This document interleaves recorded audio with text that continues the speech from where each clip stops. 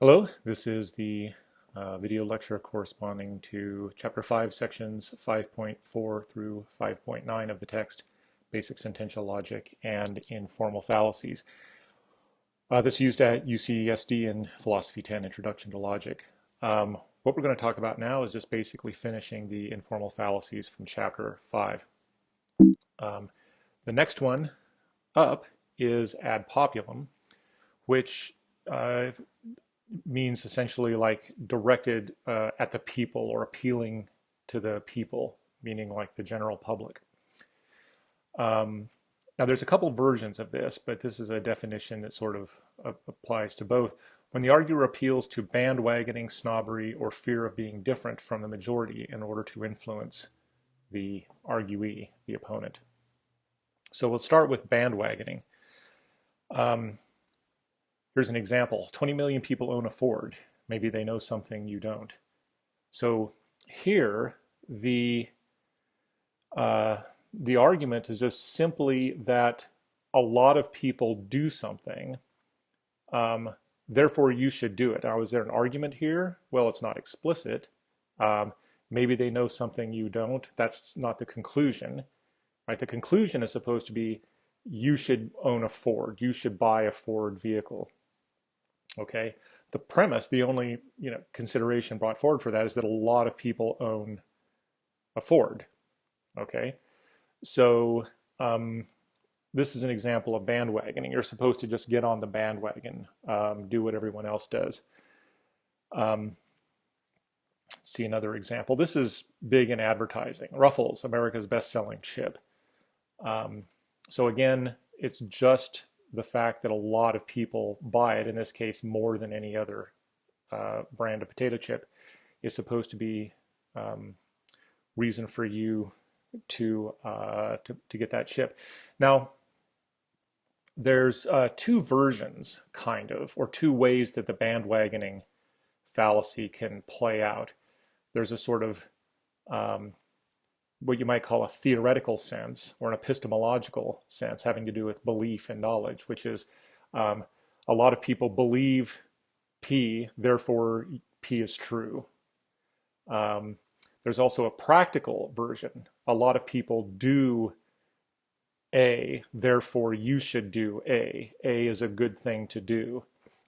So it works either in terms of belief or establishing the truth of something, or in terms of establishing that you should do something, that you should engage in some activity. It can go either way.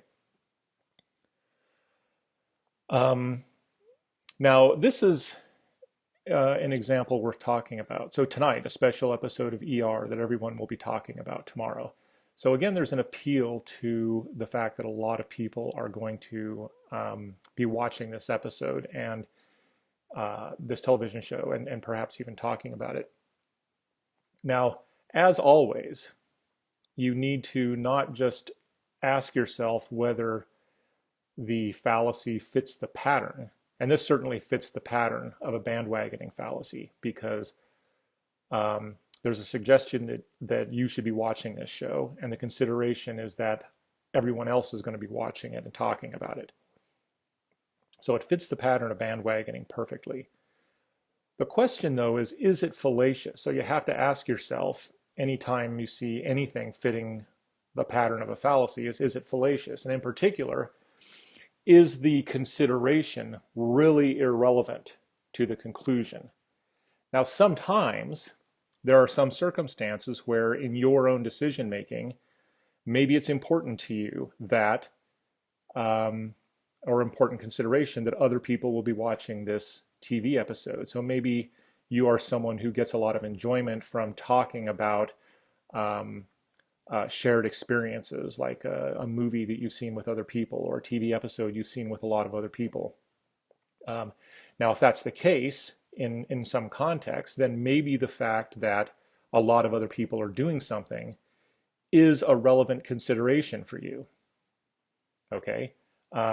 If it's true that that's the TV show everyone's going to be talking about, but there's another TV show that no one will watch and no one's going to be talking about, and you like talking to people, then that's maybe a legit consideration, and it's maybe not a fallacy. Even though it would fit the pattern, in that case, it wouldn't be a fallacy. But if we go back up to the, let's say the potato chip example, for the most part, it probably doesn't matter to most people whether or not other people, at other parties or in other, houses or whatever, are eating that same brand of chip, right? So in most contexts, that's going to be irrelevant, right? The fact that a lot of people are also eating that chip really doesn't say anything to you in terms of your decision making.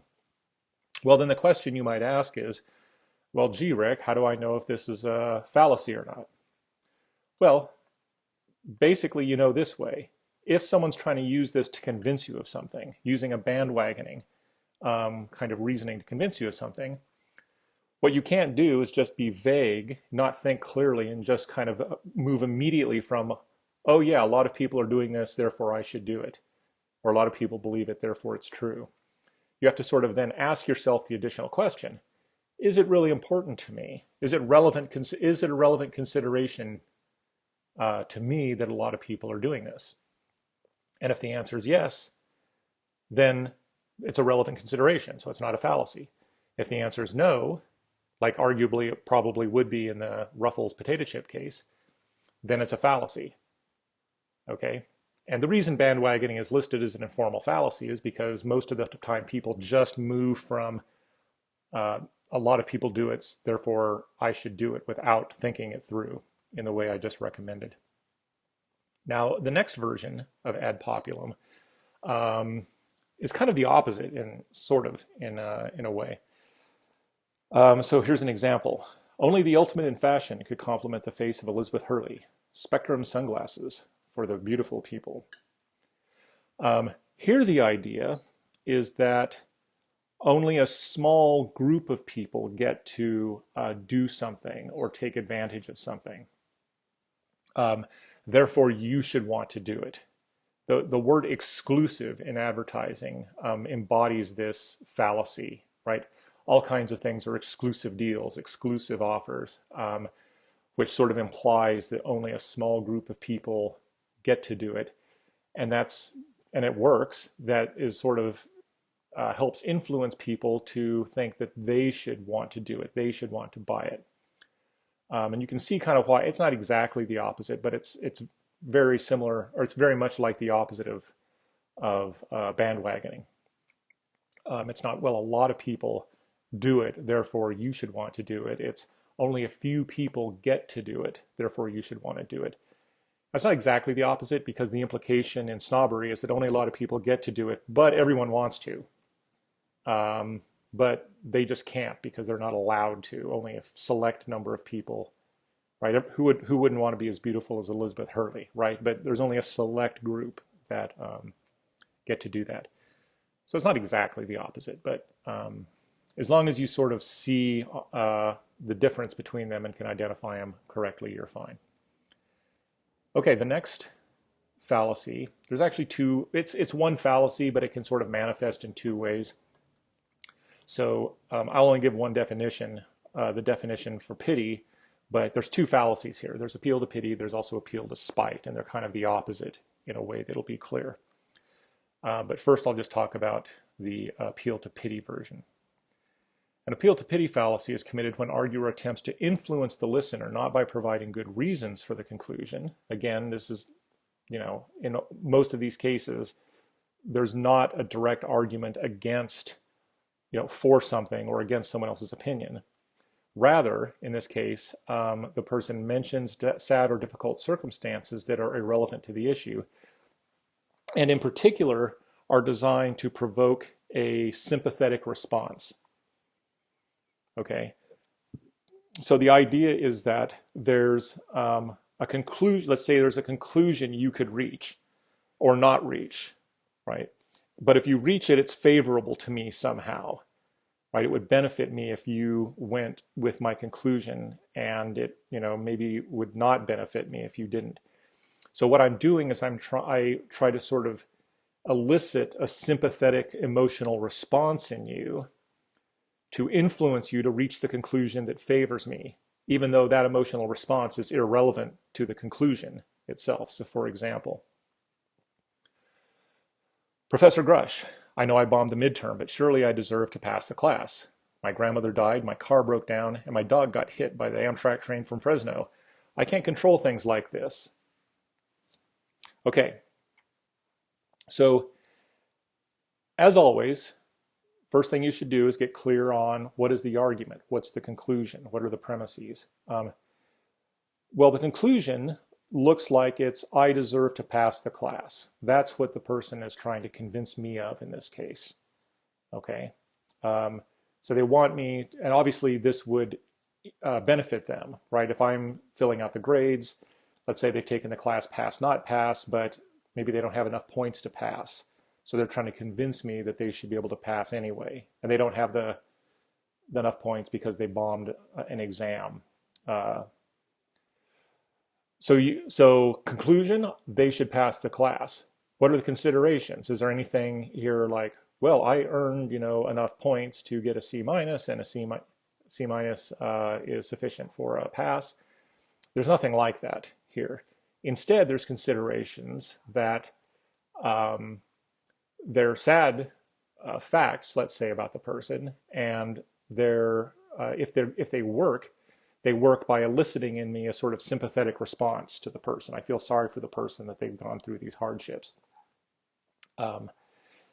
Now, you can see that it's irrelevant, right? Whether these sad things happen to the person are irrelevant to whether they should pass the class. Passing the class is, the considerations relevant to that are, have they learned the material and demonstrated their mastery of the material in a class? That's just standard for college courses or any courses. Now here's the thing. You could imagine a slightly different version of this argument. In fact, I'm going to do this now. Suppose instead of I deserve to pass the class, let's say deserve a chance to I deserve a chance to make up the exam.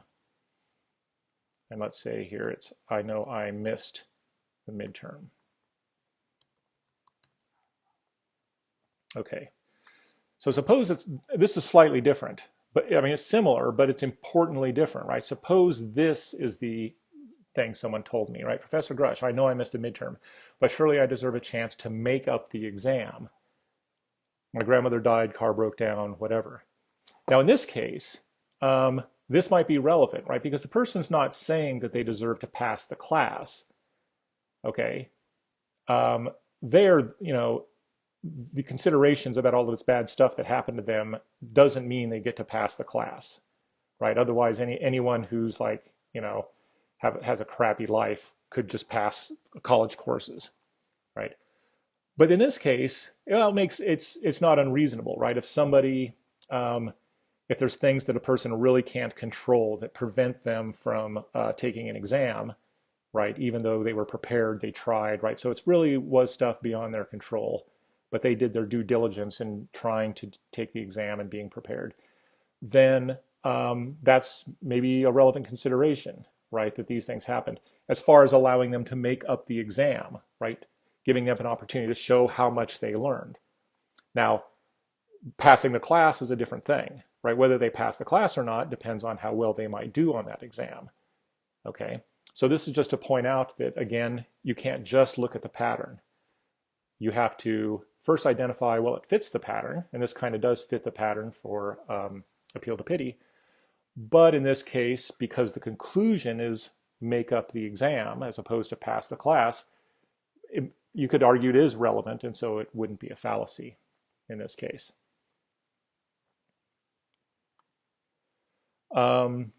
Now this is an example of appeal to spite. So appeal to spite is basically the opposite of appeal to pity. Appeal to pity, there's a conclusion, let's say, that you could reach. If you reach that conclusion, it would favor somebody and maybe favors me, and I try to make you feel sympathetic to me or to the person who would benefit so that you reach that conclusion, the conclusion that benefits them. In appeal to spite, it's the opposite. There's a conclusion you could reach that would benefit, let's say, or in some way harm someone. And I try to elicit in you a negative emotional reaction, right? A spiteful reaction of some sort to try to influence you to reach the conclusion that will disfavor them. Okay, so here's an example. The background here, Lawrence Phillips was a running back for Nebraska. This was quite a while ago. He was a very good running back, and because he was very good, he was one of the people who was in consideration for the Heisman Trophy. Now, the Heisman Trophy is an award that's given every year to the player who is judged to be the best college football player that year. And here's the other relevant consideration. He was a very good football player, but he was very troubled off the field. There was a lot of allegations of various kinds of misconduct, including rape, but not limited to that. There was a lot of stuff going on. So when he came up for this award, this sort of argument came out. I don't think that Lawrence Phillips should get the Heisman Trophy this year. Okay? Well, there's the conclusion. And the conclusion isn't just, I don't think this. The conclusion is we shouldn't give it to him. That's what this person's really arguing for, clearly.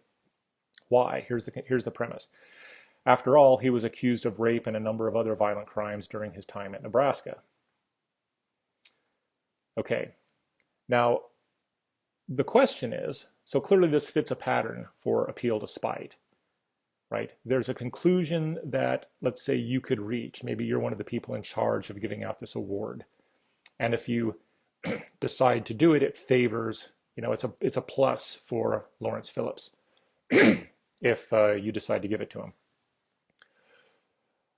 And what are the considerations that are being brought forward to influence you? Well, only that stuff that paints him in a bad light, that could induce a negative emotional reaction in you.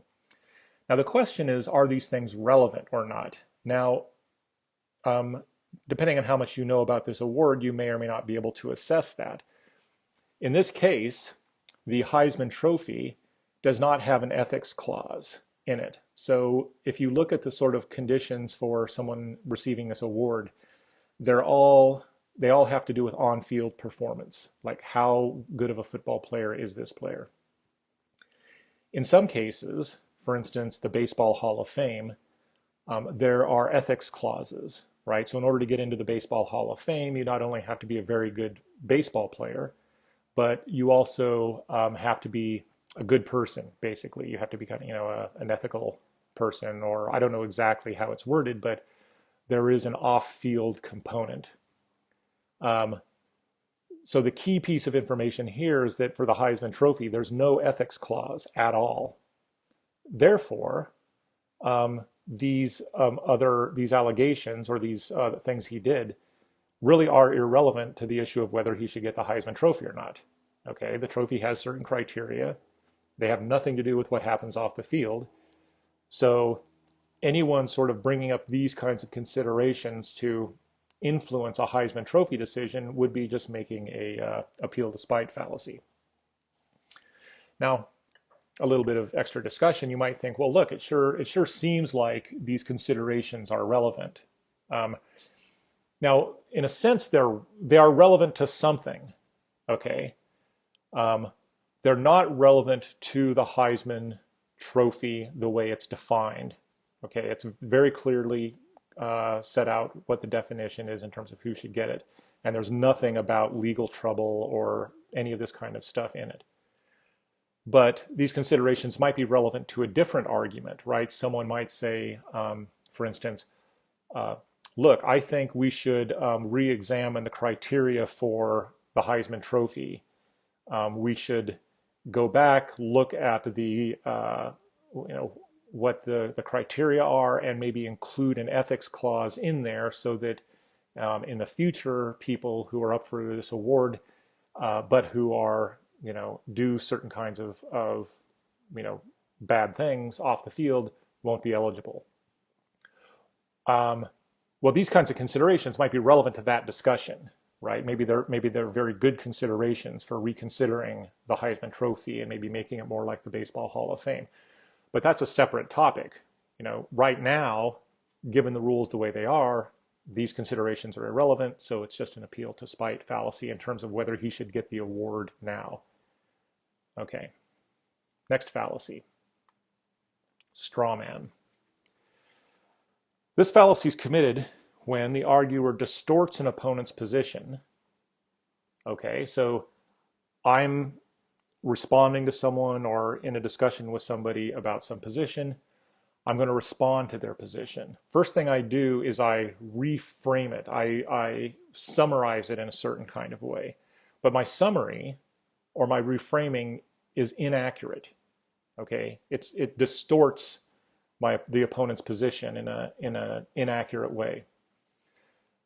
Then I direct arguments at the distorted position, and I sort of knock down or defeat the distorted version and take this to have defeated the opponent's real argument. And you can see why it's called straw man. It's because you're engaging in battle not with a real person but with a fake person, right? A straw man.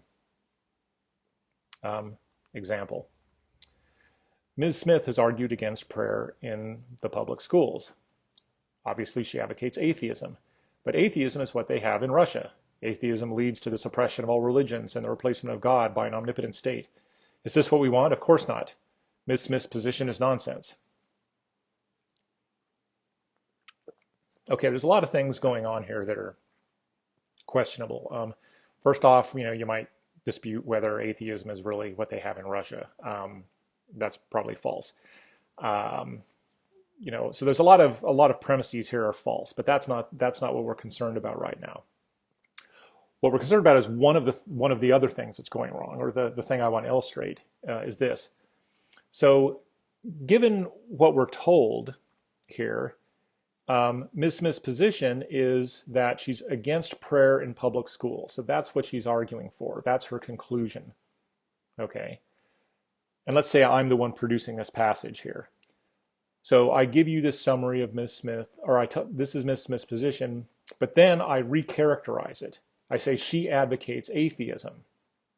Well, that's a different conclusion. Those are not the same thing.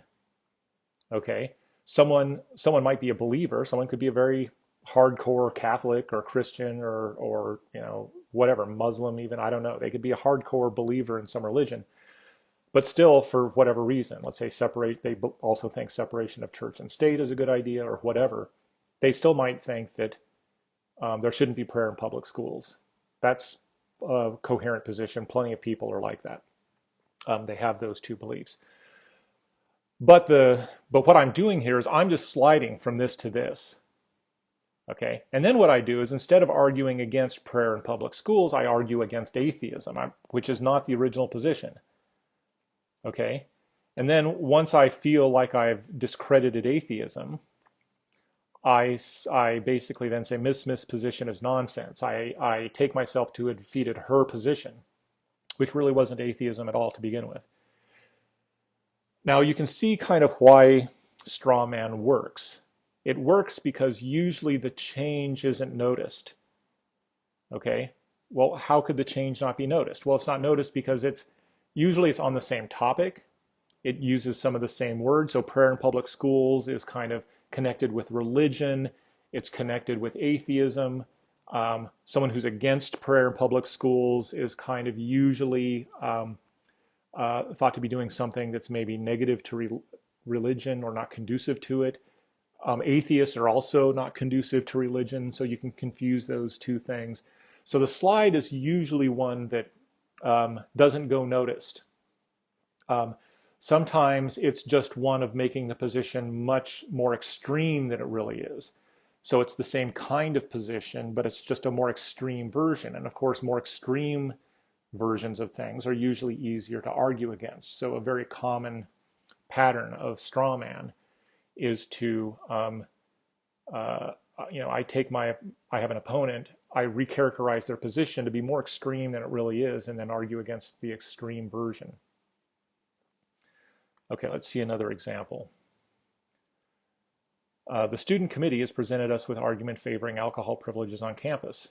What do the students want? Is there an intention to say boozed up from the day they enter as freshmen to the day they graduate? Do they want a chain of bars across campus? Such a proposal is ridiculous. So the original position, as far as we know, what the students want is what they call alcohol privileges on campus. That would be, for instance, a campus that has at least a few places where you can buy alcohol. At UCSD, there's a few places like that. The pub, Round Table Pizza, the Loft. But we're imagining a situation where they don't have that yet, but they're petitioning that they should have a place on campus where they can go and get beer or something. The person sort of making this argument is re-expressing that in a much more extreme version, right? They want to stay boozed up from the day they enter to the day they graduate, which is, of course, way more extreme than what they're actually arguing for. So you can see how that works. It's a more extreme version of the argument, and hence easier to shoot down. Okay, next example, alternate description. This one has a sort of special place in my heart because I sort of discovered this one, or I'm the person to name it and isolate it. I'm familiar with a whole lot of logic text and critical reasoning text. I've never seen this one exactly brought out before. So anyway, that's my claim to fame. Here's the definition. It'll make sense when we see some examples.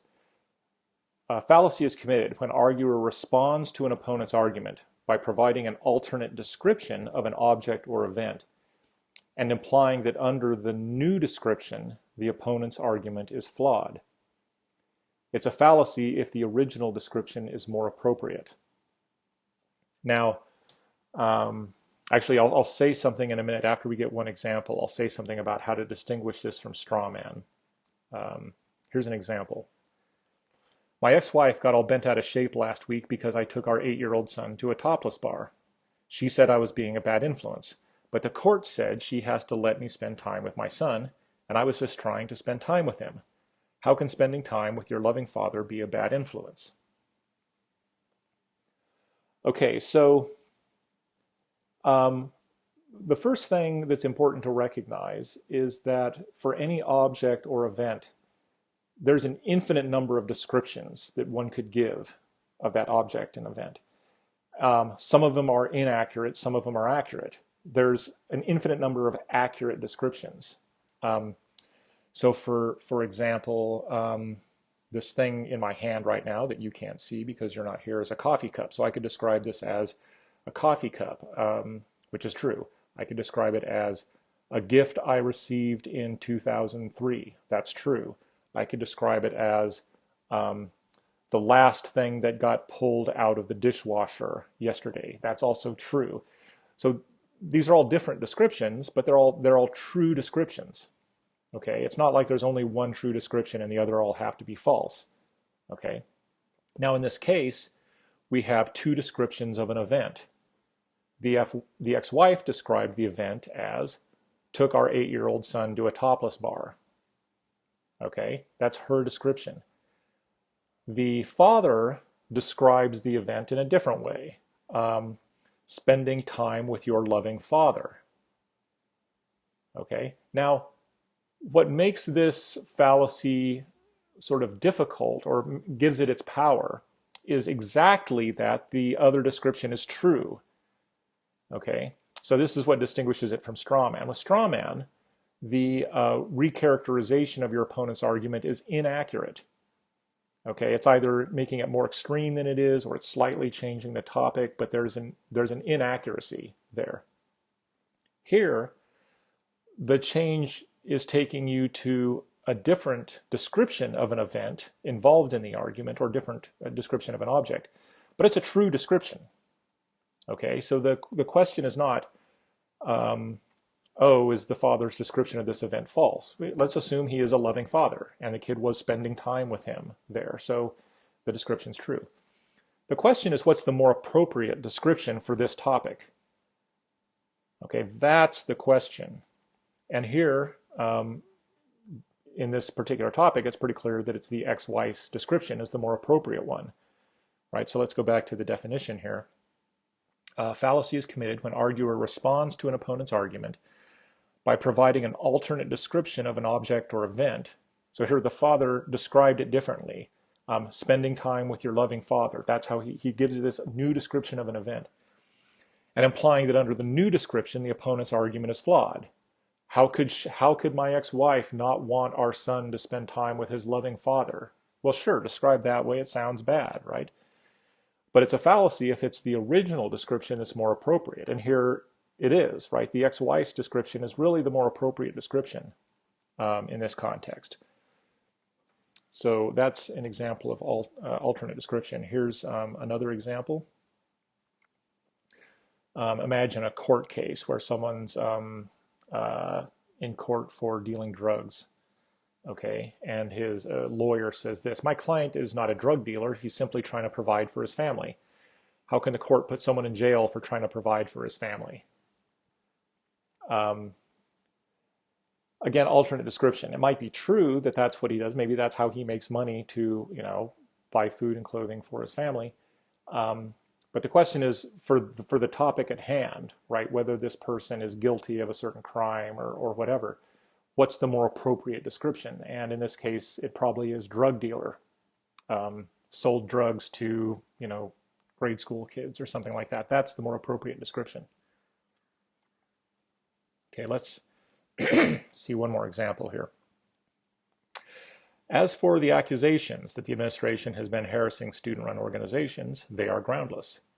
We've been actively enforcing the standards that the student government itself established for the operation of these organizations. For example, we shut down Classical Notes because they were forcing their employees to work through finals week. So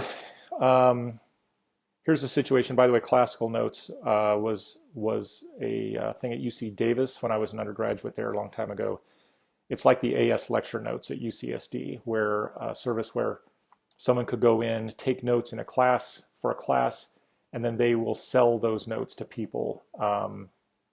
So you don't have to go to class, you buy the notes, or even if you're in class, you buy the notes as a supplement or something like that. And it's a student organization. There are students who work there, students who run the place, whatever. So here, again, we've got two descriptions of an event. One is accusations that administration has been harassing student-run organizations.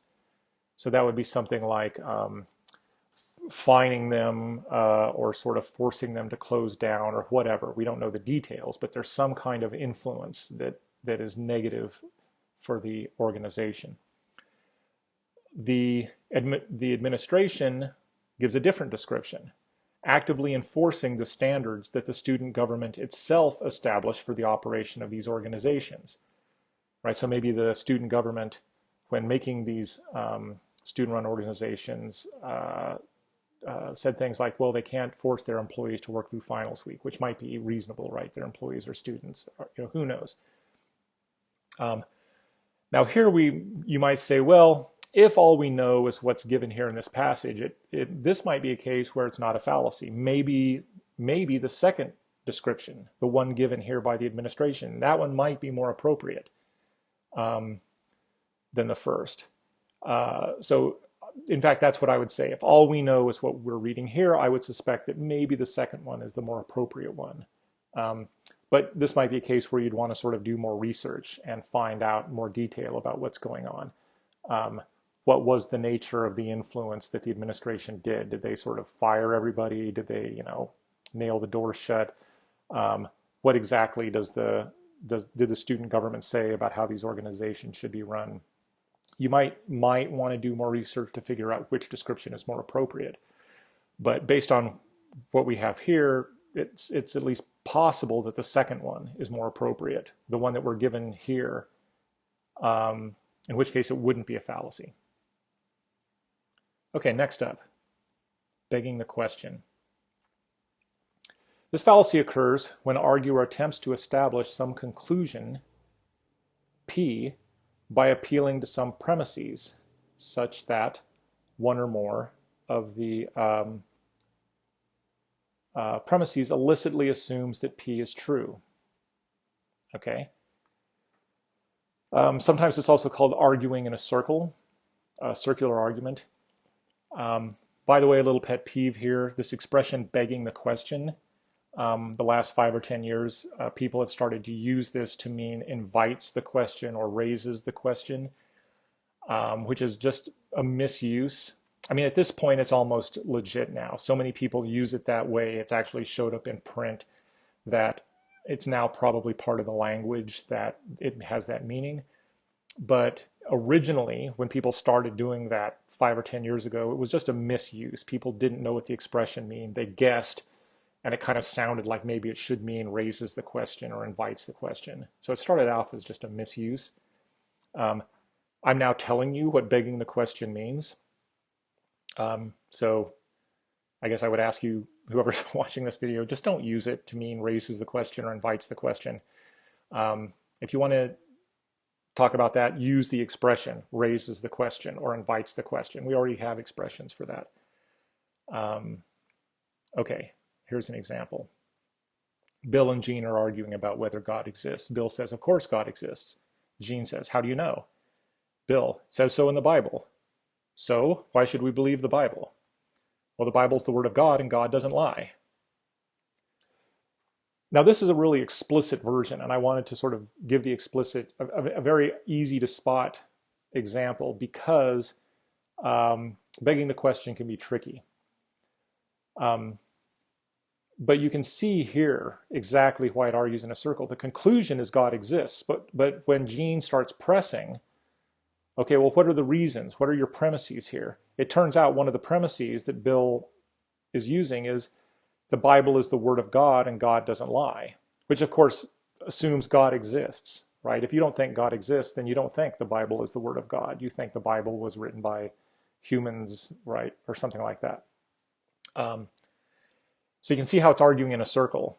There's the conclusion that he's arguing for, but one of the premises just assumes the conclusion is true.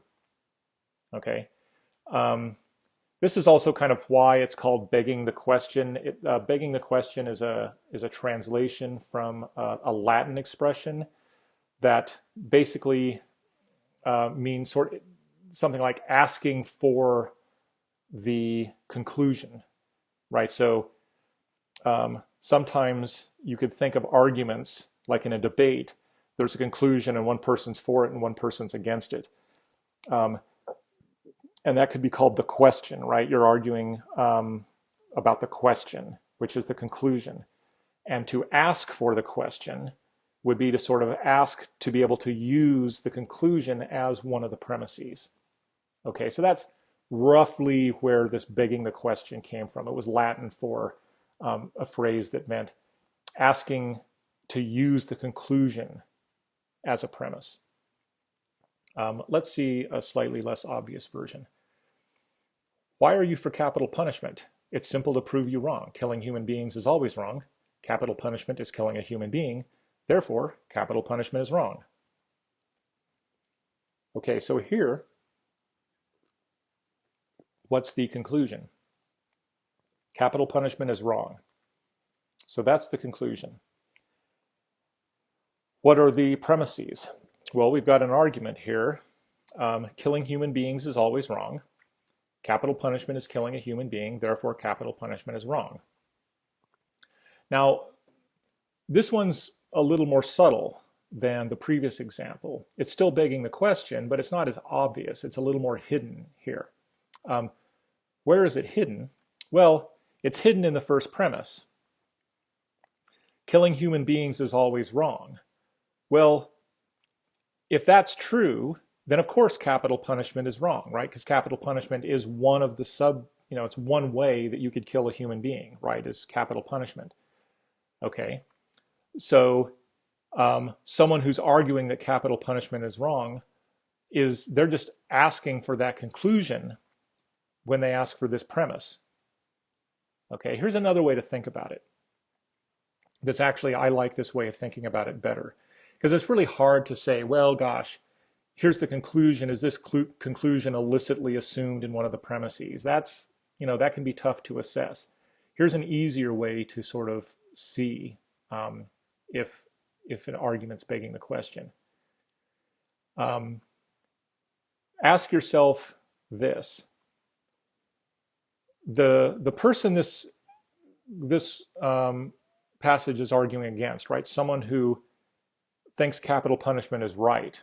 They're pro capital punishment. They think murderers should go to the electric chair. Okay, so that's who this passage is arguing against. They don't believe this conclusion. Okay, they think capital punishment's right. Okay, ask yourself, would someone who doesn't believe the conclusion, they think the conclusion is false, for that very reason they will reject one of the premises? And here, yes, if someone thinks capital punishment is right, for that reason alone, they're going to reject this premise. They're going to say, no, killing human beings is not always wrong. There's some situations where it's right, namely when someone committed a crime of a certain level of horrificness, right? Like premeditated murder or something like that, or maybe some others. So the mere fact that they disagree with the conclusion entails that they're going to just reject one of the premises. Okay, and if that's the case, then that's a good indicator that that argument is begging the question. Okay. Let's see one more example. This one's even more subtle. This is a real world example. My mother produced this a long time ago. She called me up and was complaining about things happening where she worked. And the issue was that someone came into work. My mother thought that he came in and was sick and should have just stayed home, because if you come in and you're sick, you could get other people sick, right? So the nice thing to do, the civil thing to do, is to just stay at home so you don't get other people sick. He came in and my mother thought he was sick and other people got sick and she blamed him. But there was a disagreement about the facts. So here's what she said. Mike said he wasn't sick last week, but just had allergies. Yeah, right. He comes in sneezing and coughing, and then the next day 2 people get sick. And if Mike hadn't come in, then they wouldn't have become sick. And he says that he just had allergies. Okay, so the dispute here is between my mother and this guy named Mike. She says he was sick, and so he shouldn't have come in. He says he wasn't sick. He just had allergies. Okay, so it was okay if he came in. He wasn't putting anyone else in danger. Now, this is also begging the question here. Why? Well, it's really hard to see the suppressed premise if you just say the conclusion is Mike got sick. Mike was sick, let's say. It wasn't allergies. He was actually ill, had a cold or flu or something. Where is that premise or where is that conclusion in the premises? Well, here's what you ask yourself. If you're Mike, let's say you're Mike and you just don't believe the conclusion. Mike says, I wasn't sick, it was just allergies. So he just flat out does not believe the conclusion. Is there a premise that he would just reject immediately on that basis? Yes. Right here. If Mike hadn't come in, then they wouldn't have become sick. If you're Mike, you're just going to reject that because you think you had allergies. And of course, if you had allergies, then you weren't the reason these people got sick. They got sick because of something else. So they would have been sick anyway, whether you came in or not. If you're Mike, you think they would have gotten sick either way. So it's this counterfactual premise that illicitly assumes Mike was sick. Okay, so it's begging the question. Because if Mike wasn't sick, that premise would just be false. They would have gotten sick anyway, whether he came in or not. Okay. Now, something else to say here. Actually, let me include a new, well, let's see, can I do this? Yeah, I can do this. Take a look at the following argument. P, premise 1, therefore, P. Okay, so there's an argument. It's got one premise, one conclusion. I could try to make this a triple dot. No, it's not letting me get rid of this. It's auto numbering them, so I can't put the triple dot there. But P, therefore P. Okay. That's begging the question. This is the most explicit version of begging the question there is. The conclusion is P and the premise is P. So this might be something like, um, I like pizza, premise, therefore I like pizza. Total begging the question. God exists, therefore God exists. Total begging the question. Okay. Is this argument valid? Yeah, this is valid. Definitely. If that premise is true, the conclusion has to be true. You can do a truth table for this if you want. It'll be a short truth table, but you know from chapter 2 how to figure out if arguments are valid. You could also do the proof method and determine this is valid. It's a valid argument. Is it sound? It might be sound even. If P is true, then it's a valid argument and all of the premises are true, right? So I like pizza, therefore I like pizza. That's a valid argument and it's sound argument because the premise is true. Okay. Well, you might ask yourself, gosh, begging the question is supposed to be a fallacy, okay, which is bad. Arguments that commit fallacies, that's supposed to be a bad thing. But here, Rick is saying that begging the question, those arguments are going to be valid, definitely. Okay, and they might even be sound. If the premises are true, and they could be true, it's going to be a sound argument. So how on earth could they be fallacious? How could Rick likes pizza, therefore Rick likes pizza be a fallacy? Okay, or how could God exist, therefore God exists be a fallacy? It's valid and it might even be sound. If God actually exists, that's a sound argument. Okay. Here's the answer. If an argument begs the question, there is something wrong with it. There's something sort of bad about that argument. But what is bad isn't that it's invalid, because it's valid, and it's also not that it's sound. It might be sound. So those aren't the things that's wrong with it. Well, what is wrong with it? What's wrong with it is that it sort of fails to do what arguments are supposed to do. Okay, what arguments are supposed to do is to convince somebody of something who doesn't already believe the conclusion. Okay, so if I'm trying to convince you to vote for Obama, let's say, in 2012, you were going to vote for Romney, but I think you should vote for Obama. So then I give you some information. I produce an argument that's supposed to convince you to vote for Obama when that wasn't what you were going to do. Okay. And let's say it works, right? Maybe it works. Well, then it's a good argument. In that sense, it functioned well. It might be a bad argument in other ways, right? Maybe I gave you an invalid argument or it committed a fallacy. Okay. But the point of arguments is to convince people. If an argument begs the question, it should be powerless to convince anyone who doesn't already believe it. Okay, and that's the problem. Anyone who's thinking clearly, any opponent of yours who's thinking clearly, should just not be at all moved by that argument. Because the mere fact that they disagree with one of the premises, or I'm sorry, the mere fact that they disagree with the conclusion means that if they're thinking clearly, they're just going to reject one of the premises. Okay, and that's why it's a fallacy. Okay, it should be powerless against anyone who's thinking clearly and who doesn't already believe the conclusion. Okay. Those are all the fallacies for chapter 5. So now I want to talk about a few things. Just go back through how to approach informal fallacies and then a few more examples. So the first thing is when you're supposed to analyze a passage, or even in the real world, you're reading a letter to the editor, or watching a TV show that's talking about some issue. Ask yourself, is there an argument?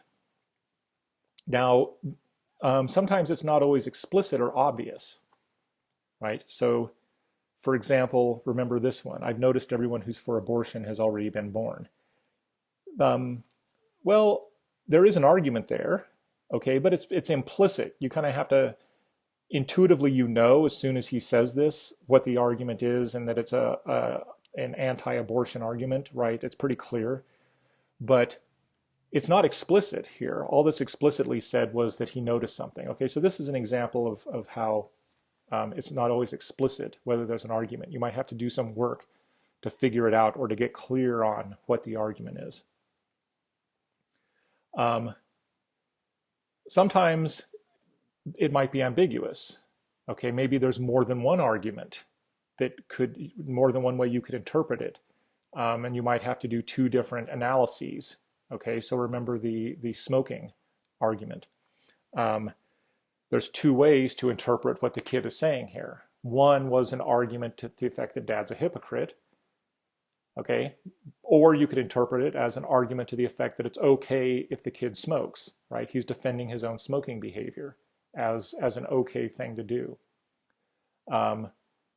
So some passages might be ambiguous. Another thing that can sometimes help you if you're not sure what fallacy it is, maybe it's a multiple choice, you're trying to rule some things out. Ask yourself, is it responding to an existing argument or theory? Okay, because there are some fallacies that can only be committed when you're responding to someone else's argument. For example, straw man. Okay.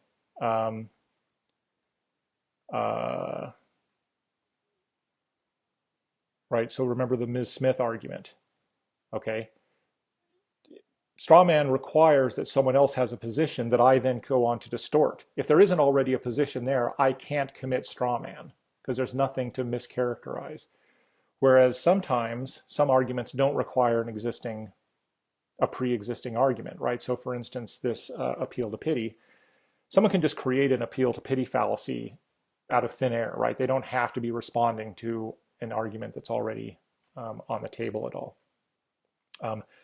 So that can help you narrow down some of the choices. Now, when you're clear on whether there's an argument, what are the premises and the conclusion, then you can start thinking about whether it commits a fallacy. Okay, you know what the conclusion is, you know what the premises are, you know what all of the patterns for the various informal fallacies are, you can see if it fits a pattern for one of them. But then, okay, suppose then there's an argument and you think, okay, this fits the pattern for ad hominem association, let's say, right? It's responding to someone else's argument. It's then making an association between this person and something negative, so it fits the pattern. You then have to ask yourself, well, is it really fallacious? It fits the pattern, but is the association relevant or not? So remember this example. Barbara argued she would be a good choice for mayor, but you may recall Barbara is the woman who gave money to the neo-Nazi movement in last year's election. So it fits the pattern of ad hominem association, okay? But you would be going too hasty if you then just filled in ad hominem association on a test, right? You have to always ask yourself the next question. Is the consideration relevant? Is this association between Barbara and this negative group, is it relevant to the conclusion that's being argued for? And here it is, right? Obviously, whether someone is pro-Nazi group, that's a relevant consideration when it comes to whether they should be mayor or not. So in this case, it would not be a fallacy. Okay. All right. So let's see some additional examples. This is just going to be sort of like practice of the sort of thing you'll see on exams. The Japanese have claimed that our import restrictions on cars and steel are protectionist and threaten a trade war. What hypocrites! The Japanese use hundreds of schemes to block import of dozens of products, including computers, cars, and fruit. So it's okay if we have import restrictions too. Okay, so what's the conclusion? Well, the conclusion is probably this thing here at the end. Okay, they do say the Japanese are hypocrites. So maybe you might think, okay, maybe that's a conclusion. Maybe there's really two arguments here. They're arguing for both, maybe. they're trying to argue that the Japanese are hypocrites, and on top of it, they're trying to argue that it's okay if we have import restrictions too, possibly. Let's just look at this one though. If it's a hypocrite argument, then these are good considerations. That's a good argument. But what about the one that has this conclusion? It's okay if we have import restrictions too. Well, there it's pretty clearly a tu quoque fallacy, right? The only defense of this behavior is just the fact that the Japanese, who are telling us we shouldn't do it, they do it themselves. And that's the only defense offered. And so that's just a straightforward tu quoque fallacy. Here's an example that has a special place in my heart. So the background here, this is real world. The background here is that a number of years ago, there was something I was thinking of doing academically. And I knew that it was typically thought to be against university policies, okay, to do what I was going to do. But I then went and I looked at the APM, which is sort of a codification of the UCSD's academic procedure policies, and found out that really it wasn't against policies, right? That really people had been misinterpreting policy all along, and that what I was thinking of doing really was not against policy, even though everyone had been kind of misinterpreting a certain passage, okay? So I went ahead and did this thing. The person who was the acting dean at the time found out and thought that I was acting against policy. And I responded, and I sort of described the policy and pointed out that, in fact, no, what I was doing was not against policy. People had been misinterpreting this passage. I was maybe the only person to really read it carefully or something. I don't know. Anyway, this is the response that I got. To begin with, let me say how much I appreciate the thorough discussion you set forth there. This is a discussion of the policy and what it actually says. Valuable though it may be for a discussion of updating and clarifying policy for the future, however, your argument is compromised by the fact that your interpretation would both benefit you personally and justify an action already taken. Okay, so what's the conclusion here?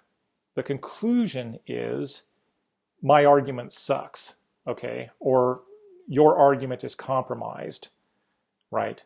Meaning that there's reason to reject my conclusion or reason to discredit my argument, okay? What are the reasons for that? Is there anything here about the policy itself or you know, the details of my analysis of the wording of the policy? No, there isn't, actually. Here's the only consideration. Why is my argument compromised? Well, it's compromised because I would benefit from that interpretation, and that interpretation would justify an action already taken. So this is clearly an ad hominem circumstantial fallacy, which is, I was astonished, actually. And it also, there was a begging the question in there too. But you can see that it's just a clear case of ad hominem circumstantial. And in fact, it should be obvious that this is a kind of really horrible line of reasoning, right? This would prevent anybody from defending themselves against any accusation, right? If the police bust into your house tomorrow and handcuff you and take you down and say they're going to electrocute you because you murdered somebody, right? And you defend yourself. You say, oh, hey, I couldn't have murdered this person yesterday in LA because I was in San Diego all day. I've got witnesses. Here's my argument, all right? And they say, well, that sounds like a good argument, but we don't have to investigate it because your argument's compromised by the fact that it would benefit you personally, right? Of course, it benefits you to defend yourself against a murder charge, right? You don't go to jail. And justify an action already taken. Well, that part might not apply, but you can see how this kind of reasoning would just, no one would ever be able to defend themselves against anything because their defense would be compromised by the fact that they would benefit if their defense was successful. So kind of ridiculous. All right, next example. This is a famous debate that was probably before the time of anybody watching these videos. This was Lloyd Bentsen, who was a vice presidential candidate and for the Democratic Party. And this was in a debate with Dan Quayle, who was the vice presidential candidate in the Republican Party. And there was an issue, a lot of jokes about Quayle being stupid. That was a big running thing at the time. But he was also very young. He was, and an issue was whether or not he was too young, right? What happened if Bush Sr., who was the president at the time, if he died, then Quayle would be president, and he was really young. Okay, and during the debate, this came up. Bentsen said, "Don't you think you're too young to be president?" Quayle says, "Well, I'm the same age as Jack Kennedy." Okay, so here's how Quayle is defending himself against this argument. Bentsen says, "You're too young to be president." It's something like, well, yeah, in the Constitution it says 35, but realistically maybe someone should be older than that. If they're really that young, maybe they're not going to be a good president. And Quayle's basically sort of giving a counterexample, saying, well, look, Jack Kennedy was also young, and clearly he was a good president. He's not expecting Bentsen to say that Kennedy was a bad president because he's a Democrat and Kennedy was a Democrat. Bentsen replies like this: "I knew Jack Kennedy. Jack Kennedy was a friend of mine. You, Senator, are no Jack Kennedy." There's a number of things going on here, but one of the things going on is a kind of ad hominem abusive, basically just sort of like heaping a little bit of derision on Quayle, like you suck compared to Kennedy kind of thing.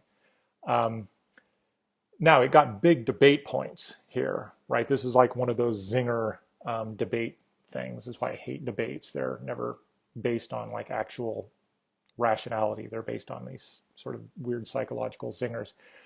Now, there are other things going on here that you could analyze, but at least one of them is a kind of ad hominem abusive. Governor Ventura has argued that we should provide free health care for the poor, but Ventura will do anything to get his name in the paper, which is no doubt why he's making these arguments. So we should not take his position seriously. Ad hominem circumstantial, again, just clear case of he has an ulterior motive there for this, therefore let's discredit the argument. Let's not believe the argument. Another example. A letter to the editor in today's paper claimed that governor's plan to keep developers away from the forests in the northern part of the state was drafted by the Sierra Club. But actually, the plan was initially proposed by the logging industry, who probably wants to exploit the region for their own interests. So the plan must be bad for the environment. Well, so in this example, what's the conclusion? The plan is bad. Let's reject the plan. It's bad for the environment. Plan is no good. What reasons do we have for that? Well, it's just where the plan came from, right? The logging industry. They came up with the plan, right? Therefore, the plan is bad. Now, this is an example of, well, okay, this could probably go two ways. I think strictly speaking, it's a genetic fallacy, right? Now remember, the ad hominem fallacies are all types of genetic, right? So when you see someone making an appeal to where something comes from, the first thing you should do is ask yourself, does it fit any of the ad hominem patterns? And if it does, then that's what it is. It's whatever pattern it fits. If it appeals to the genesis of something, but it doesn't really fit any of the ad hominem patterns, then it's just a genetic fallacy. Here, the issue is whether it came from the Sierra Club or it came from the logging industry. And the point is just supposed to be, well, it came from the logging industry, therefore it's a bad argument. Okay, that's one way to analyze it. You also someone might be able to make a case that it's a kind of a circumstantial, the logging industry has an ulterior motive, maybe. So I could see either of those. I don't think it's a great fit because really the person isn't saying that, oh, the logging industry proposed the plan, but they have an ulterior motive, so let's reject it, right? Really, the argument is kind of hinging on who produced it. Was it the Sierra Club or was it the logging industry? And it's supposed to, the main consideration is just, well, the logging industry proposed it, therefore it's bad. But I could see arguments either way on this one. Anyway, that's it for this lecture. Next up will be chapter 6.